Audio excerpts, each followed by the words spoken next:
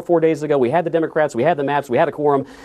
This is a little bit not serious, what we're seeing right now coming out of the Speaker of the Texas House, who let them adjourn on Wednesday so they could go and strategize with Hakeem Jeffries on how they could flee the state. I want bold actions. I want them to be arrested, and there should be severe and serious consequences. But one thing I will grapple with is the idea that Democrats are now trying to come up with a way to counteract whatever Texas may or may not do. And it is the height of irony that these radical Democrats are fleeing to Illinois to hide behind Governor Pritzker. I mean, the only thing that Governor Pritzker has any expertise on, it's how to gerrymander a state. He may have the most gerrymandered state in all of the union. And just one statistic on that, Republican voters in Illinois make up 45% of the vote, but the maps Governor Pritzker approved and the Democrat legislature there only give Republicans 15% of the congressional delegation. So that's far more aggressive than the maps we're talking about here in Texas. There's a lot to unpack there, and I want to get into that, but you just said we should have done this sooner. What is wrong with the map Texas drew 4 years ago?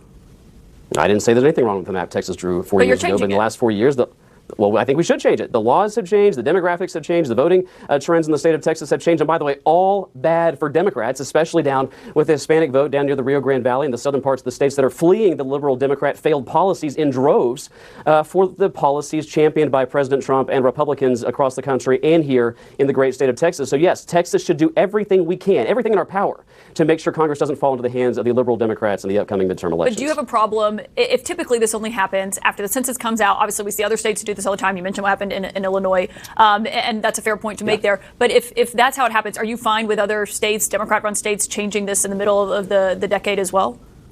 Well, it's their prerogative to do it, but I mean, I do have to point out that I don't know of just about any major media, CNN included, that dragged Governor Pritzker on TV and asked him to justify the gerrymandering in his state, or California, where I'm looking at right now. Republicans have 40% of the vote in California, but they only give 17% of their seats to Republicans. Same thing in New York. I mean, these are more gerrymandered than anything we're contemplating down here in the state of Texas. And quite frankly, what we're talking about doing is legal, it's constitutional, it's permissible, we should do it.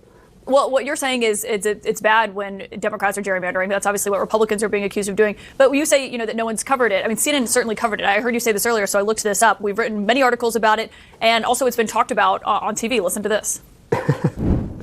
In states, though, like Illinois, Oregon, Maryland, Democrats are also engaged in gerrymandering congressional districts. And as a result, Democrats have really tried to put Republicans in difficult places, particularly in downstate Illinois. One possible reason for Kinzinger's decision, his Illinois district is being redrawn. So I just want to be clear. We have covered it when Democrats gerrymander as well, sir.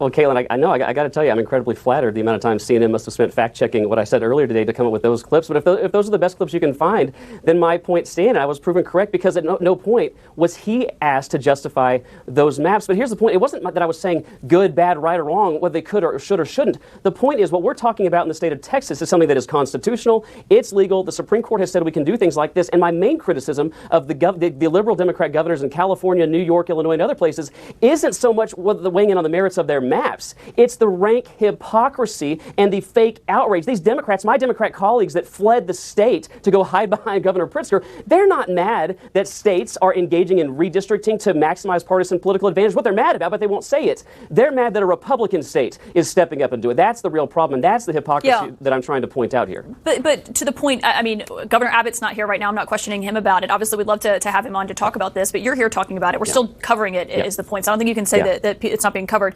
To the point that you just made a few moments ago about why this is happening, you said very clearly that it's because you want to make sure Republicans maintain a majority here in Washington in the House. Your governor, though, cited 11